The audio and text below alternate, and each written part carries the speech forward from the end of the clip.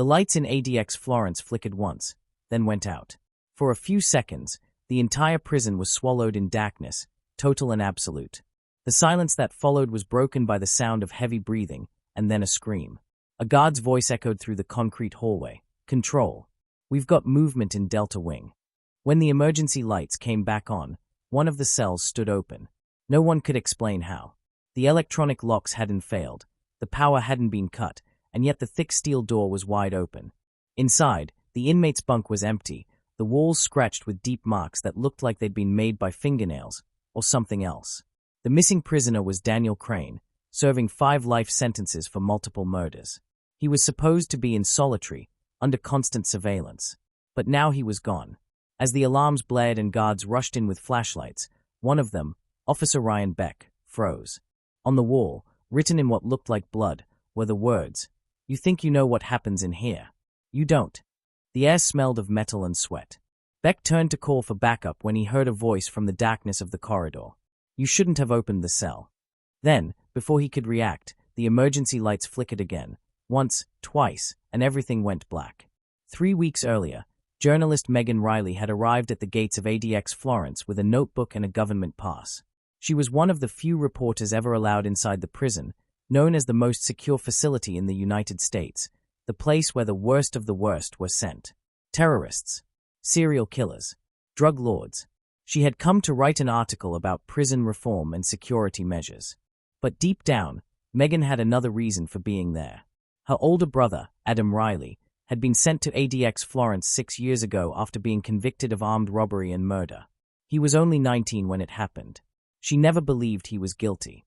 "Remember," said the escorting officer as they passed through the heavy gates, "you'll see some of the most dangerous men alive. Keep your distance and follow my lead." They moved through corridor after corridor, each one colder than the last. The smell of disinfectant filled the air. Every few steps, another steel door clanged shut behind them. "Why does it feel like this place is more than a prison?" Megan asked quietly. The officer, a tall man with gray hair and tired eyes, didn't look at her. "Because it is," he said simply. When they reached D Block, the most restricted section of the prison, the sound of clanging metal echoed through the hall. "This is where the high-risk inmates are kept," the officer explained. "No direct contact. No sunlight. Meals come through slots. 23 hours in, 1 hour out. Always alone." Megan looked through the small window of one cell. A man sat perfectly still on his bed, staring at the wall. His nameplate read Daniel Crane. "Can I speak to him?" she asked. The officer hesitated. "That one's not like the others. He doesn't talk much anymore." But Megan insisted. "Just 5 minutes." When they opened the viewing booth, she sat across from Crane, separated by bulletproof glass. His face was pale, his eyes dark and distant. "Mr. Crane," she began softly, "I'm writing about life inside ADX. I want people to know what it's really like here." Crane didn't respond at first. Then, slowly, he leaned closer to the glass. "You want to know what really happens in here?" Megan nodded. His lips curled into a faint, unsettling smile. "Then you shouldn't have come." She frowned. "Why?" Crane's eyes flicked toward the security camera in the corner. "They don't want you to know the truth. This place wasn't built just to hold men, it was built to hide what happens to them." Before she could ask what he meant, the guard cut in. "Time's up." That night, as Megan wrote her notes in the visitor quarters, she couldn't shake Crane's words. What did he mean by hide what happens to them? She replayed the conversation over and over, then decided she had to talk to her brother.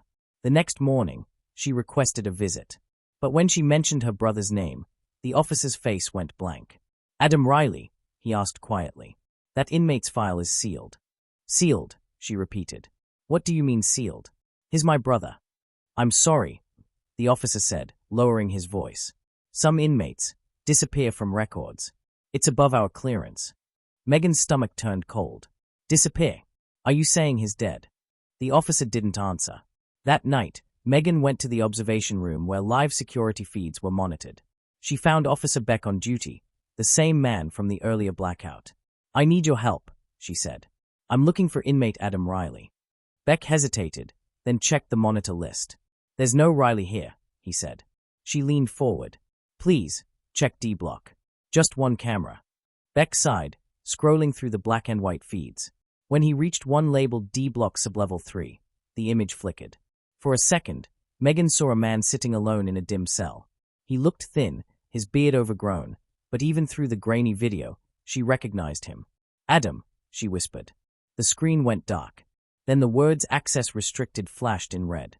"What's Sublevel 3?" she asked. Beck swallowed. "That level's not supposed to exist. Can you take me there?" He shook his head. "Even I don't have clearance for that." Megan's curiosity grew stronger than her fear. Later that night, when the prison lights dimmed for curfew, she slipped out of the guest quarters and followed the maintenance tunnels she'd mapped earlier. Every turn seemed colder, every echo sharper. The further she went, the more she felt something wasn't right. Then she reached a steel door marked "Authorized Personnel Only." The keycard Beck had given her didn't work, but the door wasn't fully latched. She pushed it open. Beyond it was a narrow stairwell leading down. The air was heavy and stale. She descended slowly, flashlight in hand, until she saw it, another hallway lined with cells. The walls were darker, older. This wasn't part of the official tour. She approached the first cell. Empty.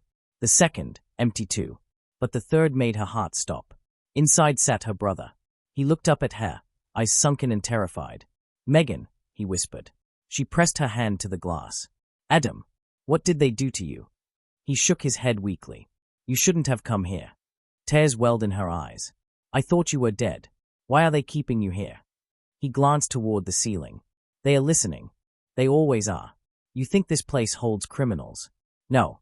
It holds secrets. They do things down here, experiments, things that change people." Megan's voice trembled. "What kind of experiments?" Before he could answer, the lights flickered again. A loud buzz echoed through the hall, followed by a voice over the speaker.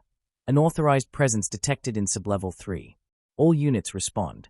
Her brother stood suddenly, pressing his palms against the glass. "Go, Megan. Now." Footsteps thundered down the stairs. She turned and ran. As she reached the upper corridor, the emergency lights flashed red. She could hear the officers shouting behind her, but also something else. A deep, low growl from somewhere below. When she looked back one last time, she saw shadows moving through the sublevel hallway, shapes that weren't human. When the lights came back on, Megan was alone. The control room was empty, no guards, no sound, just the low hum of electricity buzzing through the wires. Her heart pounded so hard she could barely hear herself think. Moments ago, Officer Beck had been right beside her. Now, his chair was spinning slowly, as if someone had just yanked him away. She stood frozen, her breath shallow. The voice on the intercom had known her name. It had known she was there. "What do you want from me?" she whispered into the dark room. But no answer came. She looked at the security monitors.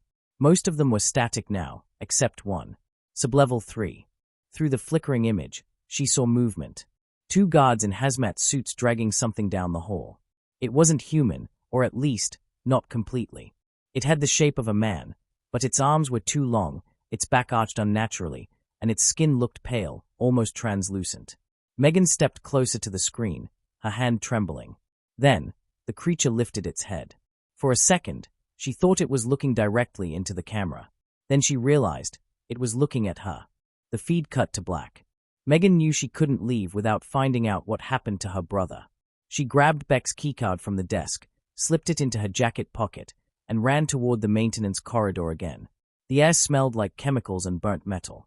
The alarms had stopped, replaced by a low, rhythmic hum that vibrated through the walls. Halfway down the hallway, she spotted a security badge on the floor. It was Beck's. There was blood on it. She picked it up carefully and whispered, "Please be okay." Then she saw the elevator, its panel flickering with a single button marked sublevel access. She pressed it. The doors opened with a soft hiss. The ride down felt endless. She tried to steady her breathing, counting the seconds, but the elevator just kept descending deeper and deeper until the display read B7. When the doors slid open, she stepped into a corridor that looked nothing like a prison. It was bright, sterile, lined with glass windows showing rooms full of computers, scanners, and what looked like medical equipment. At the end of the hall was a metal door with a red label, Project Bloodline.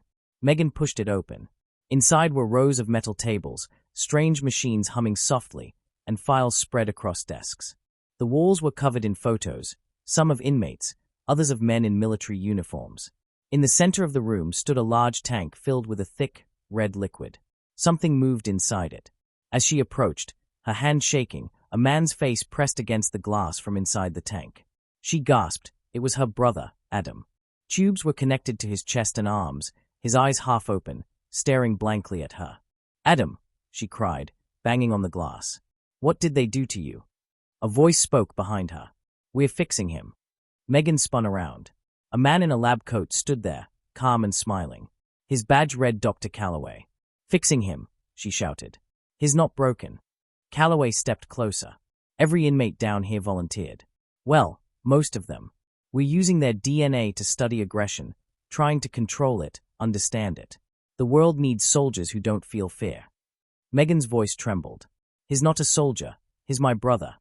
Calloway looked at her with cold eyes. "He's part of something bigger now. But you shouldn't be here." She took a step back, glancing at Adam, whose hand was now pressed weakly against the glass. "I'm not leaving without him." Calloway sighed, then pressed a button on the wall. The tank began to drain. Alarms blared as red liquid poured into the floor grates. "You wanted to see the truth," he said softly. "Now you'll see it all." The glass cracked. A moment later, the tank shattered, and Adam collapsed onto the floor, gasping for air.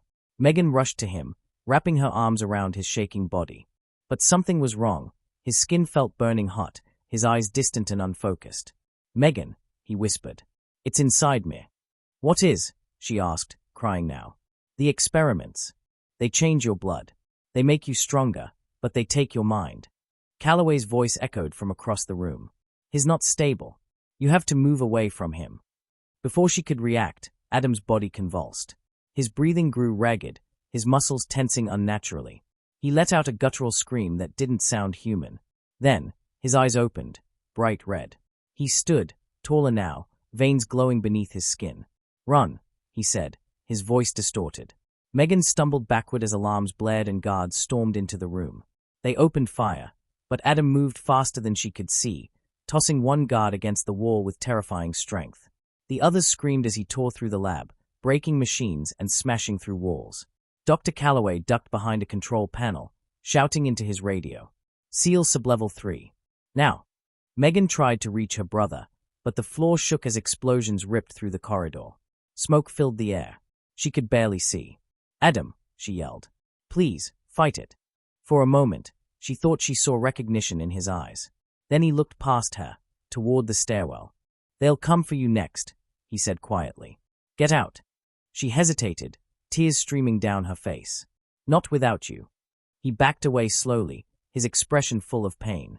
"I'm not me anymore." Then, with one powerful shove, he broke through the wall and disappeared into the tunnels beyond. Megan turned toward Calloway, who was frantically typing on his keyboard. "You need to shut this place down," she shouted. He looked up, sweat dripping down his face. "You don't understand.